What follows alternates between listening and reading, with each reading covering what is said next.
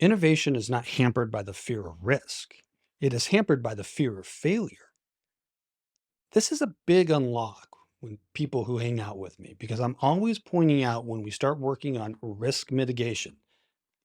Let's call it what it truly is. Risk is an external thing. Risk is something that's happening all around us all the time. And what we feel when there's risk, what we're afraid of is fear. And so I like to call risk mitigation fear mitigation. And then when I go one step further, when I start asking, what are you afraid of? What fears are you trying to mitigate?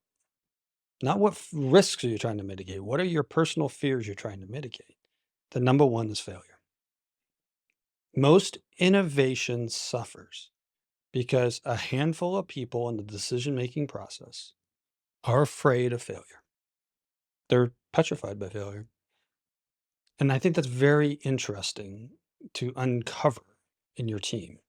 Are we hampering innovation because we're afraid of the risk? Are we hampering innovation because we're afraid personally of failure? And are we constructing a management team or a management culture around our innovators that promotes risk, but also doesn't demote failure?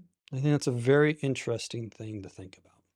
You might be a proponent of embracing risk, or I will challenge you, are you also a proponent of devaluing failure, allowing people to fail, allowing your innovators to make multiple fails?